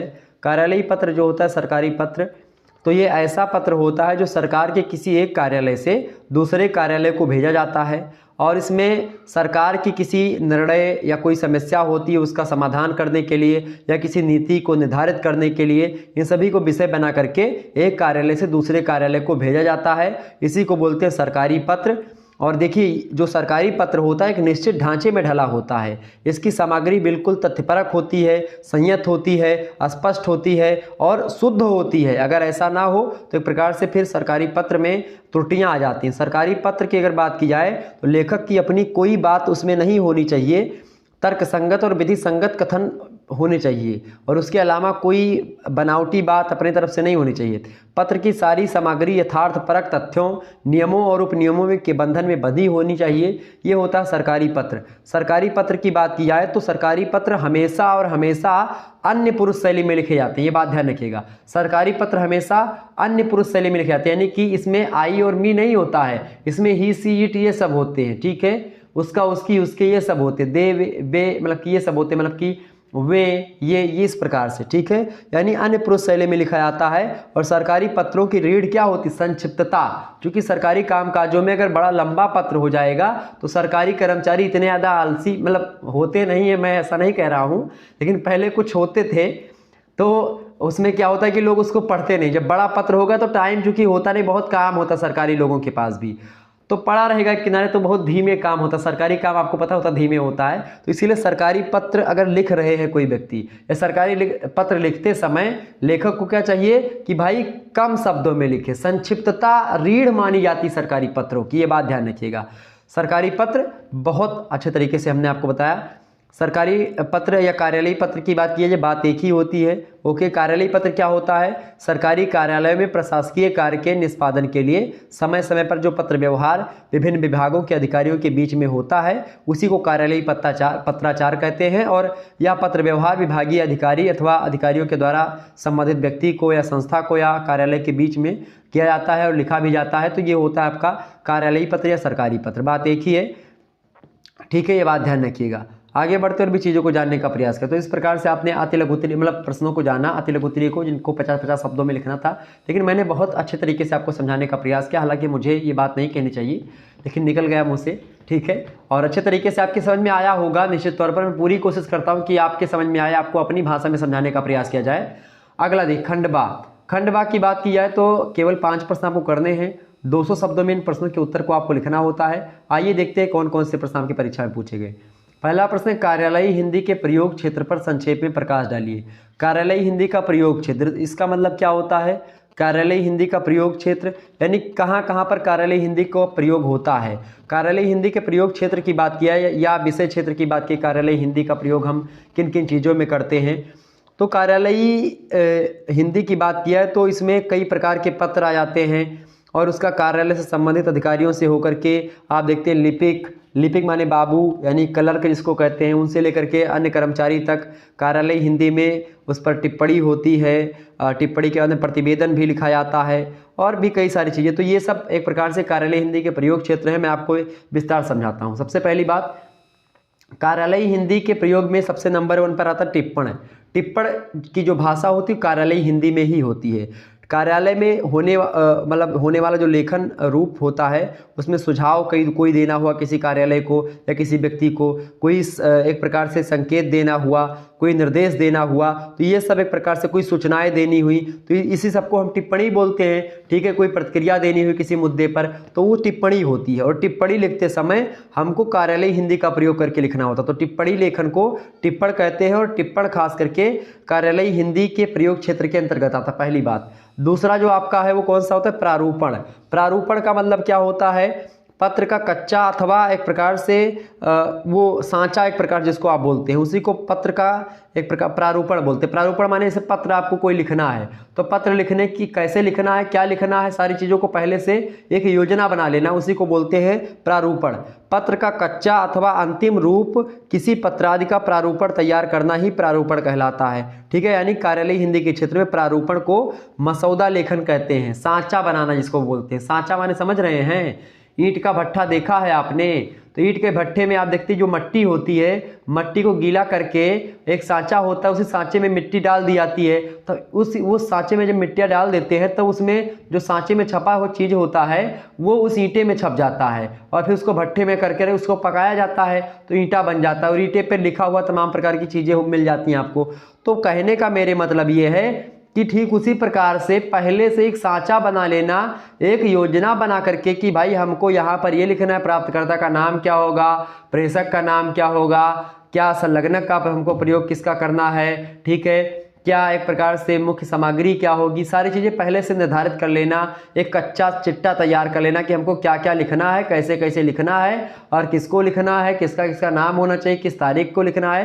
पहले से अगर तैयारी हो जाती है तो इससे क्या होता है भैया, इससे यह होता है कि आप जब वास्तविक चीज़ें आती लिखने के लिए तो आप अच्छे करते हैं, यानी कि इसको बोलते हैं प्रैक्टिस। जैसे कि मैं आपको कहता हूँ मॉडल पेपर मैं आपको देता हूँ, ये मॉडल पेपर ठीक प्रकार से प्रारूपण की ही भांति है।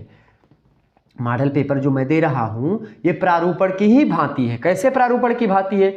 इसलिए प्रारूपण की भांति है मेरे भैया क्योंकि प्रारूपण जो होता है कच्चा चिट्ठा होता है, इसी प्रकार से पेपर के तरीके से ही मैंने इसको बनाया। जैसा आपका पेपर आता है एग्जाम में, आपके एग्जामिनर लोग बनाते हैं पेपर, वैसे मैंने पेपर बनाया है। तो ये क्या आपके एग्जाम को निर्धारित करेगा कि भाई इन सभी प्रश्नों के उत्तर को आपको पता है तो आपको 100 नंबर मिल जाएगा? नहीं, यही प्रश्न आपकी परीक्षा में आएंगे। तो ये कच्चा चिट्ठा है एक प्रकार से और पक्का चिट्ठा आपके पेपर में आएगा। सेम ऐसे होता है आपका कोई पत्र लिखने से पहले से ही तैयारी करना, पहले से ही एक प्रकार से लिख लेना, पहले से ही उस प्रिपेयरिंग करना, ये होता है एक प्रकार से प्रारूपण। तो उसको लिखने के लिए भी किसकी जरूरत पड़ती है भैया? कार्यालयी हिंदी। कार्यालयी हिंदी के प्रयोग क्षेत्र के अंतर्गत ही आता। तीसरी बात होता है संक्षेपण। संक्षेपण मैंने आपको बताया ही था, ठीक है, वो उसमें भी संक्षेपण में भी कार्यालय हिंदी का प्रयोग होता है, मतलब उसी भाषा के अंतर्गत होती है। क्योंकि किसी विस्तृत विवरण को या विस्तृत आख्या को या किसी बड़े वक्तव्य को, प्रतिवेदन को, पत्र व्यवहार को या लेखन को, वो एक प्रकार से उसके तथ्यों को, उसके निर्देशों को सुनियोजित तरीके से, सुरुचिपूर्ण तरीके से उसको संयोजन करके, समस्त अनिवार्य तथ्यों को शामिल करके, उपयोगी चीज़ों को शामिल करके प्रभावपूर्ण तरीके से संक्षिप्त संकलन ही क्या होता है, संक्षेपण होता है। और ये करने में एक प्रकार से खास करके कार्यालय हिंदी का प्रयोग होता है। चौथा कार्यालय हिंदी के अंतर्गत क्या होता है, प्रतिवेदन। प्रतिवेदन का मतलब क्या होता है भैया, इसको समझे। प्रतिवेदन जो होता है ये सरकारी कामकाज के संबंध में जांच या तथ्य अन्वेषण, सुझावों आदि का विस्तृत विवरण जो होता है उसी को प्रतिवेदन बोलते हैं। ठीक है, प्रतिवेदन का मतलब क्या होता है कि सरकारी कामकाज का जांच करने के से संबंधित जो एक प्रकार से पत्र प्रपत्र आदि होता है उसी को बोलते हैं प्रतिवेदन। प्रतिवेदन में वह सूचना या जानकारी प्रस्तुत की जाती है जो सार्वजनिक रूप से यथा तथ्य ज्ञात की नहीं होती, मतलब ज्ञात नहीं होती है, किंतु प्रतिवेदन प्रस्तोता एक या एकाधिक से व्यक्ति, मतलब एक से अधिक व्यक्ति हो सकता है, कोई आयोग हो सकता है, कोई समिति का सुझाव या कोई मंडल हो सकता है, उससे संबंधित व्यक्तियों या सरकारी तथ्यों को प्रामाणिक रूप से यथा तथ्य प्रस्तुत करने का भरसक प्रयास किया जाता है प्रतिवेदन में। ठीक है, तो प्रतिवेदन एक प्रकार से कोई चीज़ कमी रह जाती है उस कमी को पूरा करने का या उस कमी को बताने का, जनाने का, उसको सटीक करने का, समस्या का समाधान करने का एक प्रकार होता है, कार्यालय हिंदी के विषय क्षेत्र के अंतर्गत आता है। ठीक है, इसके अलावा पांचवा जो विषय क्षेत्र के अंतर्गत आता है कार्यालय हिंदी के, वो है अनुवाद। अनुवाद करते समय भी कार्यालय हिंदी का यानी कि ऑफिशियल लैंग्वेज का ही प्रयोग होता है। कार्यालय से संबंधित विविध प्रकार के साहित्य का अनुवाद सामान्यतः इस साहित्य के अंतर्गत प्रशासन कार्यालय का अनुवाद, डाकघर कार्यालय, रेल कार्यालय, आकाशवाणी, दूरदर्शन कार्यालय, इन सभी कार्यालयों के कागजात को सम्मिलित किया जाता है अनुवाद के अंतर्गत। तो अनुवाद जो होता है वो भी कार्यालयी भाषा में ही होता है, ऑफिशियल लैंग्वेज में ही होता है किसी भी देश के, तो ये बात ध्यान रखिएगा। तो कार्यालयी भाषा में जितना अधिक औपचारिकता का निर्वाह किया जाता है उतना व्यवहारिक जीवन के किसी क्षेत्र में नहीं देखा जाता है। यानी कार्यालयी हिंदी एक प्रकार से औपचारिक तरीके से लिखी गई हिंदी होती है, आम बोलचाल की भाषा नहीं होती है। ठीक है, ये बात ध्यान रखिएगा। जो संचार भाषा होती है वो होती है आम बोलचाल की भाषा। संचार भाषा क्या होती है, जैसे कि आम बोलचाल, जैसे एक दोस्त दूसरे दोस्त से बात करता है, माता अपने पुत्र से बात करती है, पिता और भाई बात करते हैं, मतलब एक प्रकार से पिता पुत्र बात करते हैं, भाई भाई बात करते हैं, दोस्त बात करते हैं, तो एक प्रकार से होता है संचार भाषा। क्लियर, समझ आई बातें। तो ये हो गया आपका कार्यालय हिंदी के प्रयोग क्षेत्र के बारे में टिप्पणी जो मैंने आपको बता दी। अगला प्रश्न है आपका दूसरा नंबर, परिपत्र संबंधी प्रमुख जानकारी पर संक्षिप्त प्रकाश डाली। परिपत्र क्या होता है भैया, इंपॉर्टेंट प्रश्न आपसे पूछा गया। परिपत्र इंपॉर्टेंट चीज है परिपत्र। तो परिपत्र से संबंधी प्रमुख जानकारी संक्षिप्त रूप, मतलब संक्षिप्त प्रकाश डालिए उस पर। तो परिपत्र के बारे में बताइए, तो पहला पॉइंट लिखिएगा, परिपत्र जो होता है एक प्रकार की सूचना होती है। कैसी सूचना होती है, ये सूचना ऐसी सूचना होती है जो कोई विभाग अपने अधीनस्थ कर्मचारियों को देता है, यानी अधिकारी लोग जो होते हैं वो कोई सूचना देते हैं किसको, अपने कर्मचारियों को। परिपत्र विभाग के निर्देश या अनुदेश से संबंधित होता है। परिपत्र का मतलब होता है अंग्रेजी में सर्कुलर भी इसको बोलते हैं। ठीक है, करिकुलर नहीं, सर्कुलर। ठीक है, जैसे यूनिवर्सिटीज में आप मान लेते हैं यूनिवर्सिटी के द्वारा जो निर्देश जारी होता है, प्रेस विज्ञप्ति जिसको आप बोलते हैं। यहाँ देखिए प्रेस विज्ञप्ति, कोई सूचना होती तो प्रेस विज्ञप्ति आती है, तो प्रेस विज्ञप्ति में होता है। लेकिन जब क्या होता है, किसी एक प्रकार से जो यूनिवर्सिटीज होती हैं, यूनिवर्सिटीज से बहुत सारे कॉलेज जो होते हैं वो अफिलेटेड होते हैं। तो जो तमाम सारे कॉलेज जो होते हैं जो अफिलेटेड होते हैं, उन्हीं कॉलेजों को जगाने के लिए, जताने के लिए, उनको कुछ आदेश देने के लिए सर्कुलर एक प्रकार से लिखा जाता है यूनिवर्सिटीज़ के द्वारा। यूनिवर्सिटी के ऑफिशियल वेबसाइट पर एक प्रकार से परिपत्र लिखा जाता है। ठीक है, ताकि वो जान पाएँ सभी जो कॉलेज, मतलब कि सभी जो कॉलेज हैं वो जान पाएँ कि भाई हमको ऐसे से करना, कि भाई परीक्षा कब होगी ये यूनिवर्सिटी तय करती। तो वो एक प्रकार से परिपत्र बोल सकते हो उसको। तो परिपत्र क्या होता है, एक प्रकार की सूचना होती है जो कोई विभाग अपने अधीनस्थ कर्मचारियों को देता है। परिपत्र विभाग के निर्देश अथवा अनुदेश से संबंधित होता है। दूसरी बात, परिपत्र के एक सादा, मतलब परिपत्र जो होता है, परिपत्र के साथ एक सादा पृष्ठ नत्थी भी किया जाता है जिस पर सभी संबंध कर्मचारियों से सूचना से अवगत होने के हस्ताक्षर करा लिए थे कि भाई सूचना पहुंची कि नहीं पहुंची। तो सादा पन्ना भी होता है परिपत्र के साथ जिस पर सभी के सिग्नेचर होते प्राप्तकर्ता के, इसे छपवा करके रिकॉर्ड में रख लिया था ताकि यह बात अगर कभी छिड़े कि भाई हमारे तक सर्कुलर नहीं पहुंचा था, परिपत्र नहीं आया था, तो बाद में जो एक प्रकार से जो बड़ा एक अधिकारी है वो बता सके कि भाई सारे कर्मचारियों का इस पर सिग्नेचर है और सभी ने प्राप्त किया था, ये हमारे पास रिकॉर्ड है। तो इसीलिए एक सादा पृष्ठ जो है वो नत्थी कर दिया जाता है किसके साथ, परिपत्र के साथ। तीसरी संबंधी परिपत्र के बारे में जानकारी ये है कि परिपत्र विभाग की आंतरिक और व्यापक जानकारी के लिए वितरित कराया जाता है। किसके लिए, विभाग की आंतरिक और व्यापक जानकारी के लिए वितरित करवाया जाता है, एक प्रकार से इसको प्रसारित किया जाता है ताकि सभी जानकारी प्राप्त कर सके। जो विभाग की आंतरिक जानकारी है या फिर जो जानकारी अभी तक किसी के पास नहीं, वो जानकारी प्राप्त हो जाए कि भाई पेपर करवाना है या क्या चीज़ करवानी है, वो सारी चीज़ें। ठीक है। चौथी बात, यह पत्र लगभग यानी जो परिपत्र होता है या लगभग ज्ञापन जैसा होता है। कार्यालयों में परिपत्र के मुद्रित फॉर्म भी होते हैं, ये भी जानकारी इसके लिए इंपॉर्टेंट है। पांचवी जानकारी आप परिपत्र के रिलेटेड बता सकते हो कि परिपत्र में संख्या रहती है पर विभागीय होने के नाते संदर्भ, संबोधन और अधोलेख यानी भवदीय नहीं होते हैं इसमें। तो संदर्भ, संबोधन और भवदीय ये सब नहीं लिखा हुआ होता है, इसमें संख्या लिखी होती है। परिपत्र 1, 2 इस प्रकार से और भी संख्याएं लिखी होती हैं इसमें। और छठी बात इससे रिलेटेड ये है कि इसके नीचे हस्ताक्षर और पदनाम भी लिखा होता है परिपत्र के। ठीक है।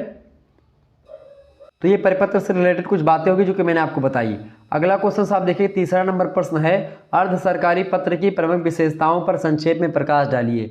अर्ध सरकारी पत्र की अगर बात की जाए तो अर्ध सरकारी पत्र क्या होता है भाई, जिसको आप डेमी ऑफिशियल लेटर बोलते हैं। डेमी ऑफिशियल लेटर को बोलते हैं अर्ध सरकारी पत्र, यानी आधा सरकारी पत्र आधा व्यवहारिक पत्र। लेकिन अगर बात की जाए सरकारी पत्र की तो उसको बोलते हैं ऑफिशियल लेटर। ठीक है। तो उसके बारे में मैंने आपको बता ही दिया है। तो अर्ध सरकारी पत्र जो होता है इसकी अगर बात की जाए तो पहला पॉइंट लिखिएगा, सरकारी कार्य के संदर्भ में एक अधिकारी दूसरे अधिकारी को किसी तथ्य की ओर ध्यान दिलाने, आपस में सलाह मशवरा करने अथवा स्पष्टीकरण एवं सूचनाओं का आदान प्रदान करने के लिए अर्ध सरकारी पत्र लिखता है। मतलब एक कार्यालय से दूसरे कार्यालय को पत्र नहीं लिखा जाता, इसमें कार्यालय के व्यक्ति एक दूसरे को एक प्रकार से मित्रवत व्यवहार के रूप में पत्र लिखते हैं। यानी एक अधिकारी दूसरे अधिकारी को किसी बात को जनाने के लिए, किसी तथ्य के बारे में इंडिकेट करने के लिए एक पत्र लिखते हैं। तो व्यक्ति के बीच में, अधिकारी और अधिकारी के बीच में, समान लोगों के बीच में जब पत्र लिखा जाता है तो उसको अर्ध सरकारी पत्र कहते हैं। चूंकि वो व्यक्ति तो अधिकारी हैं, सरकारी कर्मचारी हैं, लेकिन यहाँ पर एक कार्यालय से दूसरे कार्यालय में नहीं, एक ही कार्यालय में आपस में सलाह मशवरा के लिए जो पत्र लिखा जाता है कार्यालय में, चाहे वो सरकारी कार्यालय हो, सरकारी कार्यालय की ही बात मैं कर रहा हूँ। ऑफिशियल जो एक प्रकार से चीज़ें होती हैं ऑफिस, वही की मैं बात कर रहा हूँ। तो सरकारी कार्यालय में काम कर रहे जो अधिकारी या कर्मचारी होते हैं, जब आपस में सलाह मशवरा करने के लिए एक प्रकार से विचारों का आदान प्रदान करते हैं, सूचनाओं का आदान प्रदान करते हैं, तो अर्ध सरकारी पत्र एक दूसरे को लिखते हैं। ये होता है अर्ध सरकारी पत्र। दूसरी बात, कार्य सरकारी होते हुए भी पत्र का स्वरूप जो होता है ये व्यक्तिगत होता है। कार्य का स्वरूप क्या होता है, व्यक्तिगत होता है। इसीलिए इसको हम अर्ध सरकारी पत्र कहते हैं। चूंकि कार्य सरकारी है, जो जिस काम के लिए पत्र लिखा गया है वो काम सरकारी है, लेकिन दो व्यक्तियों के बीच लिखा गया तो व्यक्तिगत हो जाता है, इसीलिए पत्र। ठीक है। इसमें उत्तर पुरुष और मध्यम पुरुष यानी मैं और आप शैली का प्रयोग होता है। जबकि मैंने इससे पहले क्या बताया था, जो सरकारी पत्र होते हैं और हमेशा वो अन्य पुरुष शैली में लिखे जाते हैं। सरकारी पत्र कैसी शैली में लिखते हैं भैया, हम अन्य पुरुष शैली में लिखते हैं, यानी कि उसमें ही, सी, इट यानी वह, उसके, वे, ये इनके लिए लिखे जाते हैं। लेकिन जो एक प्रकार से अर्ध सरकारी पत्र होते हैं मैं और आप में लिखे जाते हैं, मैं और आप। ठीक है। Me and you, I and you इसमें लिखे जाते हैं। समझ में आ रही है बातें। तो ये होता है। और भी चीज समझे। तीसरी बात ये लिख सकते हो अर्ध सरकारी पत्र की विशेषताओं में कि कभी कभी यह पत्र गोपनीय भी होता है, कि एक व्यक्ति कोई सूचना को और लोगों से चुराना चाह रहा है, छुपाना चाह रहा है, बस दो लोग ही जानना चाह रहे हैं कि भाई हम ही पता चले, तो एक प्रकार से ऐसा पत्र लिखते। तो गोपनीय पत्र भी एक प्रकार से एक कार्यालय के व्यक्ति से, एक प्रकार से अपने कार्यालय के ही व्यक्ति को लिखा जाता है, जो कि सूचना गोपनीय होती है, तो उसको भी हम बोल देते हैं। चौथी विशेषता ये होती है अर्ध सरकारी पत्रों की कि अर्ध सरकारी पत्रों में क्या होता है कि मुझे कहने का निर्देश हुआ है, आदेश हुआ है आदि औपचारिक बातें लिखी नहीं होती, मतलब कि वाक्य नहीं लिखे जाते हैं कि ये मुझे कहने का निर्देश हुआ है या आदेश हुआ है, ऐसा नहीं लिखा जाता उसमें। ये पत्र नितांत आत्मीय ढंग से लिखे जाते हैं और एक प्रकार सरकारी पत्र की भांति ही होते हैं, लेकिन इसमें व्यक्तिगत चीज़ें होती हैं और गोपनीयता भी इसमें होती है और सभी लोगों को पता भी नहीं होता कभी कभी। ठीक है, ये चीज़ें ध्यान रखिएगा। छठी विशेषता इसकी ये है कि अपने श्रेष्ठ अधिकारी को अर्ध सरकारी पत्र नहीं भेजा जाता है। या जो है पत्र जो होता है कोई बड़े अधिकारी को अपने नहीं, जैसे कि कोई मान लेते हैं कोई अधिकारी है, जैसे मान लेते हैं एक ही थाना में 2 सब इंस्पेक्टर हैं, तो दोनों सब इंस्पेक्टर के बीच में यानी कि समान कैटेगरी होगी, समान लोग होंगे तभी एक प्रकार से पत्र भेजा जाता है। अपने से ना नीचे ना उच्च अधिकारी को ये पत्र नहीं भेजते हैं। ठीक है, ये बात ध्यान रखिएगा। यानी अपने से श्रेष्ठ अधिकारी को अर्ध सरकारी पत्र नहीं भेजा जाता है। यह पत्र जो होता है अर्ध सरकारी पत्र ये समान स्तर के अधिकारी को ही लिखा जाता है, ये बात भी ध्यान रखिएगा। तो ये एक प्रकार से ये कई विशेषताएं जो अर्ध सरकारी पत्र की थी, डेमी या सेमी ऑफिशियल लेटर की, उसके बारे में मैंने आपको बताया। आगे बढ़ते चौथा प्रश्न आप देखिएगा, एक अच्छे पत्र की मुख्य विशेषताएं क्या क्या हैं, संक्षेप में बतलाइए। बहुत ही बढ़िया प्रश्न है। एक अच्छे पत्र के बारे में आपसे पूछा था कि भाई एक अच्छा पत्र कैसे लिखा जाए, उसकी क्या क्या विशेषताएं होती हैं, तो समझें। पहली विशेषता क्या होती है एक अच्छे पत्र की चूंकि पत्र लिखना एक कला होती है, एक आर्ट है पत्र लिखना, और इसीलिए उसके कुछ आदर्श बिंदु भी हैं। पत्र के अनुरूप भाषा और शैली में पत्र भेजना ही एक सफल पत्र माना जाता है और सफल पत्र की पहचान भी इसी दृष्टि से की जाती है। तो पत्र की भाषा आपकी सरल होनी चाहिए, शब्द सार्थक होने चाहिए, संप्रेषणीय शैली में लिखी जानी चाहिए, रोचक शैली का प्रयोग करना चाहिए। ठीक है, तो ये एक अच्छे पत्र की कुछ विशेषताएं हैं जो कि मैं आपको बता रहा हूँ। सबसे पहली बात, स्वाभाविकता होनी चाहिए पत्र में। स्वाभाविक चीज़ें जो हैं वो ही लिखी जानी चाहिए, ज़्यादा बनावटी और चीज़ें नहीं होनी चाहिए। तो स्वाभाविकता होनी चाहिए एक अच्छे पत्र में। दूसरी बात संक्षिप्तता, यानी कि छोटा होना चाहिए पत्र, ज़्यादा लंबा चौड़ा पत्र नहीं लिखना चाहिए कि आम घास लिखो कि भाई खूब ज़्यादा विस्तार से लिखने का प्रयास करो, ऐसा नहीं। पत्र जितना ज़्यादा छोटा होगा, संक्षेप होगा, उतना ही अच्छा होगा। ठीक है, तो एक अच्छे पत्र की सबसे बड़ी विशेषता होती है संक्षिप्तता। पहली विशेषता क्या होती है, स्वाभाविकता, यानी कि जो स्वाभाविक चीज़ें वही लिखी होनी चाहिए। और जब ऐसी स्थिति लगे कि भाई पत्र लिखना चाहिए तभी पत्र लिखें, जबरदस्ती नहीं पत्र लिखना चाहिए, फर्जी नहीं लिखना चाहिए, स्वाभाविक हो तभी लिखें। दूसरी बात संक्षिप्त, यानी छोटे मतलब कम शब्दों में लिखें। तीसरी बात क्रमबद्धता हो पत्र में, पत्र लिख रहे हो तो तारतम्यता हो, क्रमबद्धता हो, ऐसा नहीं कि एक प्रकार से हानिक बहानी लिख दिया, इधर की बात उधर लिख दिया, ईर घाट कोई वीर घाट, इस प्रकार से नहीं लिखना है। एक तारतम्य एक क्रम से लिखना है पत्र। ठीक है, जो भी समस्याएं हैं उस समस्याओं को क्रम से लिखना है, एक शैली में लिखना है।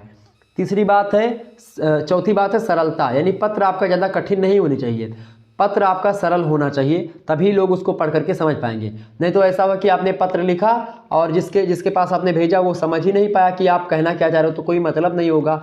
जब प्रेषक जो है यानी जो भेजने वाला है उसके विचार जो प्राप्त करता है उसको पहुंच जाए, वो जान जाए बहुत अच्छे तरीके से, तो सही बात है, फिर पत्र वो सही होता है। ठीक है, पांचवी बात है जो बाहरी बनावट होती है, बाहरी सजावट होती है पत्र की, अगर वो अच्छी होगी तो उसी से लोग एक प्रकार से उस पत्र की आकलन कर लेंगे और उस पत्र को पढ़ेंगे। अगर बाहर से पत्र अच्छा नहीं दिखता है तो लोग उसको एक प्रकार से बहुत ज़्यादा पढ़ते भी नहीं। अगर पत्र एक प्रकार से अच्छा दिख रहा है, आपका पत्र अच्छा दिख रहा है बाहर से, तो लोग उसको पढ़ते हैं। तो इस प्रकार से बाहरी सज्जा जो है उसकी बहुत ज़रूरी होती है, पृष्ठ सज्जा। ठीक है, तो ये चीज़ें, भाषा आपकी सरल हो, शब्द सार्थक शब्दों का प्रयोग करें, संप्रेषणीय शैली का प्रयोग करें, रोचक शैली का प्रयोग करें, आत्मीय शैली का प्रयोग करें। इससे क्या होता है, पत्र में सजीवता आती है और पत्र ऐसा लगता है कि भाई जो भेजने वाला है वो हमारे बगल बैठ करके बातें कह रहा है। ठीक है, आगे बढ़ते हैं। अगला क्वेश्चन आपकी स्क्रीन पर आ चुका है, सभी लोग देखने का प्रयास करेंगे। अगला प्रश्न है, बहुत ही इंपॉर्टेंट प्रश्न है आपकी परीक्षा की दृष्टि से। टिप्पण और टिप्पणी में अंतर बताइए। टिप्पण क्या होता है भाई, मैंने आपको बताया था शुरुआत में ही टिप्पण और टिप्पणी के बारे में। जो टिप्पण होता है इसकी अगर बात की तो लिखने की प्रक्रिया टिप्पण होती है और उस प्रक्रिया के द्वारा जो परिणाम मिलता है या प्रतिफल जो प्राप्त होता है उसको टिप्पणी कहते हैं। तो टिप्पण या टिप्पणी का संबंध कार्यालयी कार्यप्रणाली से होता है। कार्यालय में डेली बहुत से पत्र आते हैं और ये पत्र एक रसीद क्लर्क प्राप्त करता है। इन पत्रों को रसीद या डाक भी कहा जाता है। रसीद क्लर्क जो होता है इन पत्रों को प्राप्त करके इन्हें छांटता है और जहाँ जहाँ जिस अधिकारी से संबंधित पत्र होते हैं उन्हें एक डाक बुक पर चढ़ा करके उसको भेजने का काम करता है और भेज देता है। रसीद जो होता है, रसीद क्लर्क किसी पत्र पर कोई टिप्पणी नहीं लिखता है। अधिकारी अपने पास आए पत्र को एक प्रकार से ध्यान से पढ़ता है पहले, और आवश्यक हुआ तो उन पत्रों से संबंधित तथ्यों की जानकारी के लिए टिप्पणी लिख करके उन्हें संबंधित सेक्शन यानी जो अनुभाग, जिस अनुभाग से आया है या जहाँ से पत्र आया है या जहाँ को भेजना है, उन सभी चीज़ों के बारे में वो लिख देते हैं टिप्पणी, और उस अनुभाग को भेज देते हैं, उस सेक्शन को भेज देते हैं। तो इसी क्रिया को अधिकारी के द्वारा पत्रों को मार्क करना बोलते हैं। ये पत्र सेक्शन के अनुभाग अधिकारी या हेड क्लर्क के पास जाते हैं, और जो हेड क्लर्क होता है वह इन्हें अधिकारी के आदेशों का क्रियान्वयन कराने के लिए सबसे पहले रजिस्टर कीपर को देता है, जो सभी पत्रों को एक डायरी या रजिस्टर पर चढ़ाते हैं, जो रजिस्टर कीपर होते हैं, और प्रत्येक पत्र पर डायरी की क्रम संख्या लिख देते हैं और तिथि भी लिख देते हैं, ताकि बाद में अगर कोई मसला हो तो फिर से तारीख के हिसाब से उसको ढूंढ लिया जाए। अनुस्मारक पत्र हो गया, चेक हो गया, बैंक ड्राफ्ट हो गए, ये सब अलग कर दिए जाते हैं। इनका टिप्पण और टिप्पणी से कोई संबंध नहीं होता है। टिप्पणी मतलब टिप्पण संबंधी पत्रों का पूरा लेखा जोखा अनुभाग के एक बड़े रजिस्टर पर चढ़ाया जाता है, और इससे यह स्पष्ट पता चलता है कि पत्र कब आया, किस कार्रवाई के लिए आया, कहाँ पर भेजा गया है, कार्रवाई हुई कि नहीं हुई, पत्र अगर कार्रवाई हुई तो पत्र कब लौटा या नहीं लौटा, या सारी प्रकार की। तो इस रजिस्टर में पत्र का पूरा ब्यौरा दिया होता है। तो ये होता है आपका कुछ पत्र के बारे में टिप्पणी इसी प्रकार से लिखी जाती है। तो टिप्पणी क्या होती है? टिप्पणी एक प्रकार से प्रतिफल होता है, कमेंट होता है, और टिप्पण जो होता है लिखने की प्रक्रिया होती है। ठीक है, ये बात ध्यान रखिएगा। आगे बढ़ते तो इस प्रकार से अंतर हो गया। अगला प्रश्न देखिएगा, छठा नंबर आपके स्क्रीन पर प्रश्न आ चुका है। अनुस्मारक पत्र से आप क्या समझते हैं? ठीक है, बताएं। अनुस्मारक पत्र से आप क्या समझते हैं? अनुस्मारक पत्र का प्रारूप प्रस्तुत कीजिए। बढ़िया प्रश्न है आपकी परीक्षा की दृष्टि से। अनुस्मारक पत्र से आप क्या समझते हैं?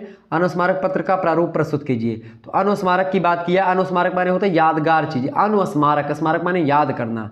तो अनुस्मारक से तात्पर्य होता है किसी मामले में किसी प्रकार की कार्रवाई करने के लिए याद दिलाने से संबंधित जो शासकीय पत्र होता है वही होता है एक प्रकार से अनुस्मारक। सरकारी कार्यालयों या वाणिज्य प्रतिष्ठानों में अनुस्मारक का विशेष महत्व होता है, और ऐसा कारण है कि किसी कार्यालय में कोई मामला अगर पर्याप्त समय तक लंबित हो जाता है या बहुत समय तक कोई पत्र भेजा गया है और उसका रिप्लाई नहीं आया है, उस पर टिप्पणी नहीं आई है, उसके बारे में कुछ प्रतिक्रिया नहीं आई है, तो उससे क्या होता है, तो फिर से जो पत्र जिसने पत्र भेजा है वह फिर से पत्र एक लिखता है कि भाई हमने फला तारीख को फला मसले के लिए फला पत्र लिखा था फला संख्या का, आप एक प्रकार से फिर से इस मतलब उस समस्या के बारे में लिख करके भेजते हैं ताकि उस पत्र के बारे में याद हो जाए। तो उसको एक प्रकार से वो इसी पत्र को हम अनुस्मारक बोलते हैं, याद दिलवाने वाला पत्र। ठीक है, ये बात ध्यान रखिएगा।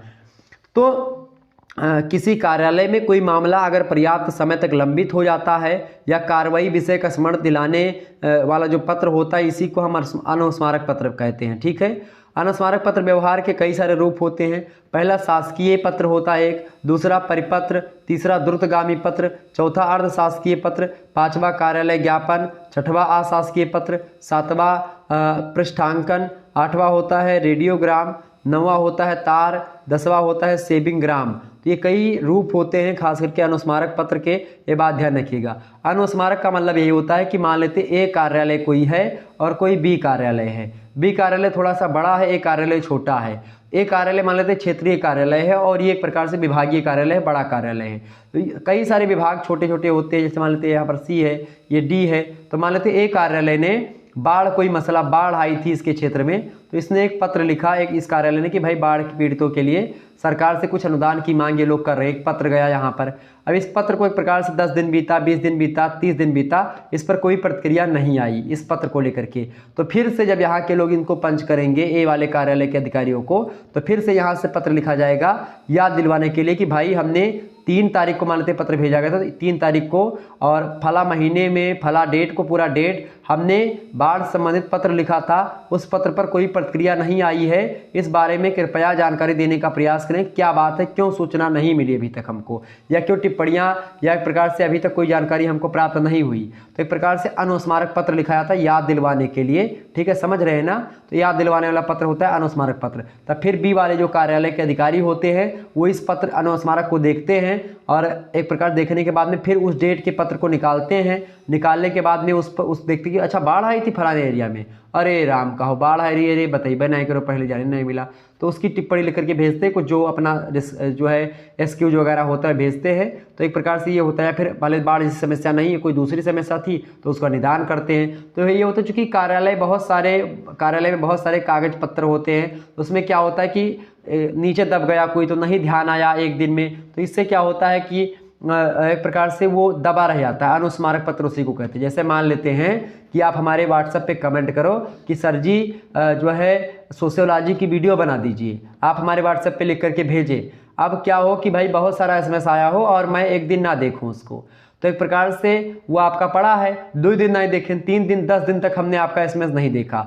फिर 12वें दिन आपकी परीक्षा थी, तो फिर आपने 10वें दिन हमको लिखा कि सर जी हमने आपके पास भेजा था कि भाई सोशियोलॉजी का पेपर, हमको मॉडल पेपर चाहिए, और आपने अभी तक वीडियो नहीं बनाई। तो एक प्रकार से ये क्या हो गया, अनुस्मारक पत्र। तो हमारे पास फिर से नोटिफिकेशन आएगा, फिर मैं देखूंगा कि अच्छा अरे फला तारीख को इसने कहा था, अरे राम का क्यों नहीं हमने क्या कर पाया, तुरंत मैं एक प्रकार से आपके लिए वीडियो बनाऊंगा।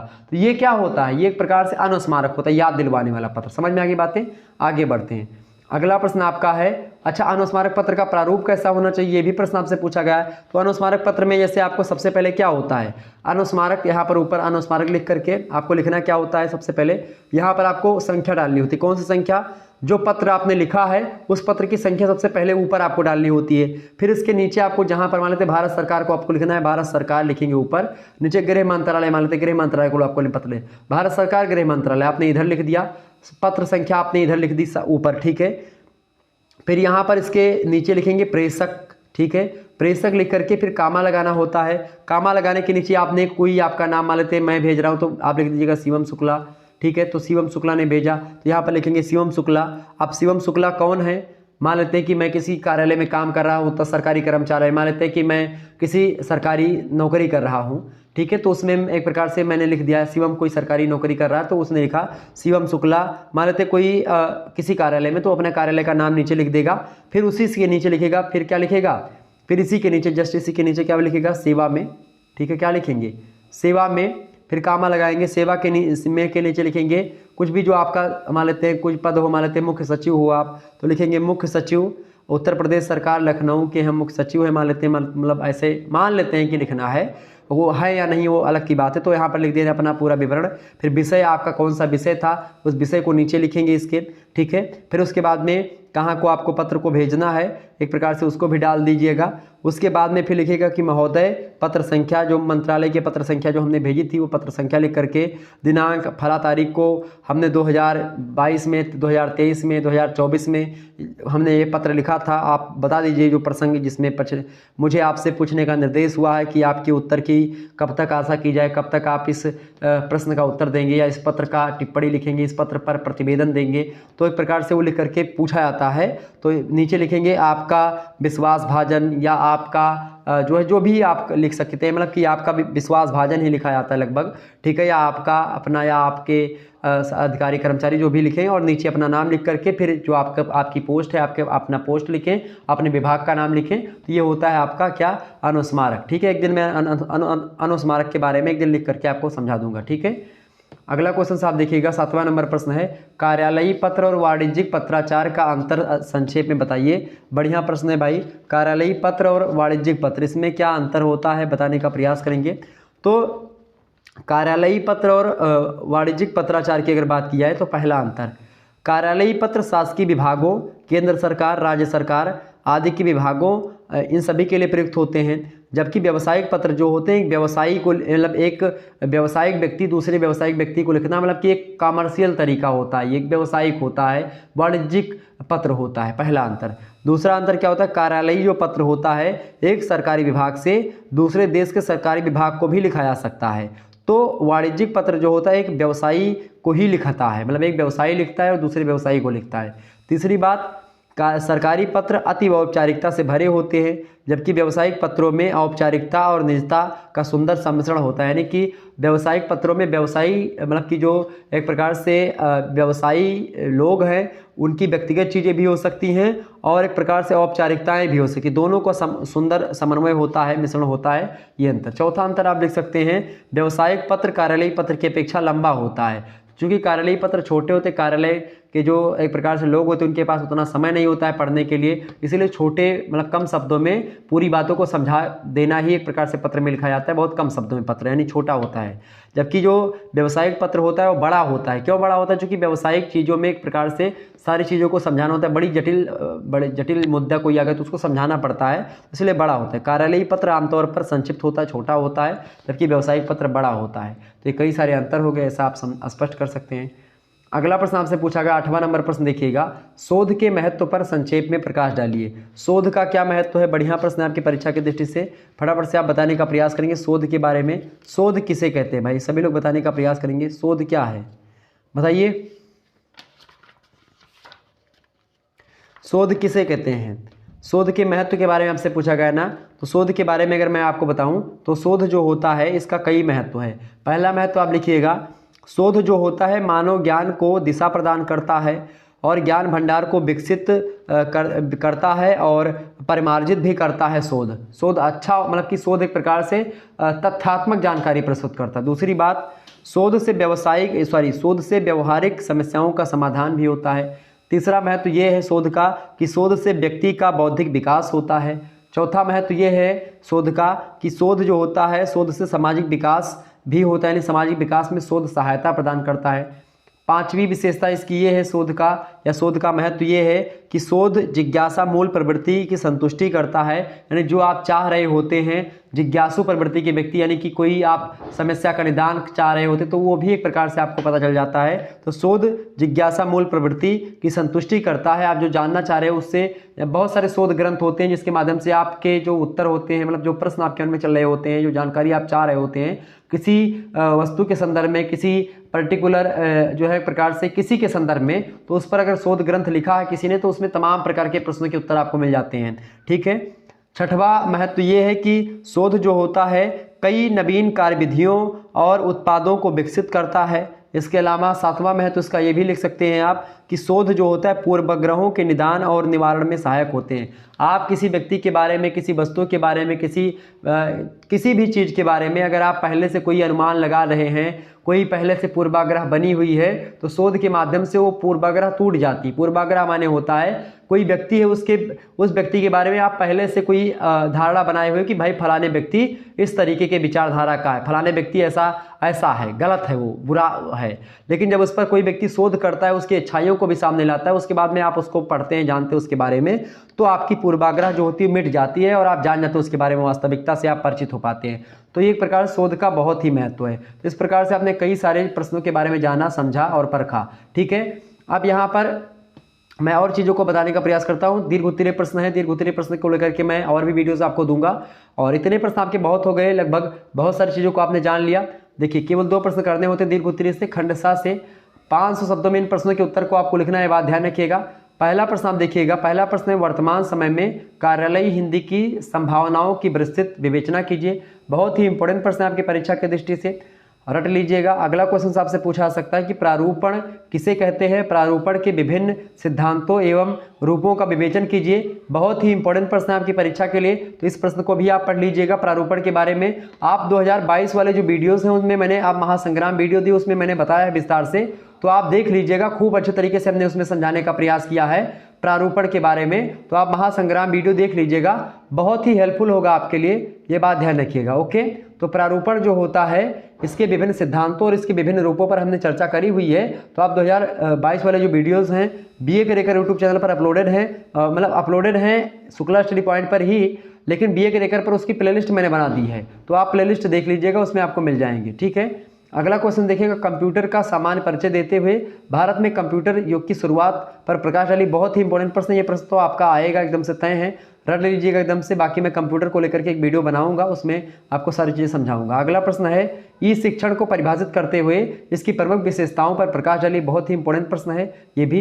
नेक्स्ट क्वेश्चन आपका है परिकल्पना का आशय स्पष्ट करते हुए परिकल्पना की विशेषताएं एवं निर्माण के स्रोत को बतलाइए। मोस्ट इंपॉर्टेंट प्रश्न है। तो इस प्रकार से सारे प्रश्न आपकी परीक्षा के लिए बेहद ही महत्वपूर्ण है, इन सभी को आप पढ़ लीजिएगा। ओके, धन्यवाद, मिलते हैं फिर नेक्स्ट वीडियो में, तब तक के लिए जय हिंद जय भारत। आप सभी का बहुत बहुत धन्यवाद हमारे से जुड़ने के लिए। इसी प्रकार से अपना प्यार हमेशा बनाए रखिएगा। Good night all of you, बहुत बहुत धन्यवाद भाई।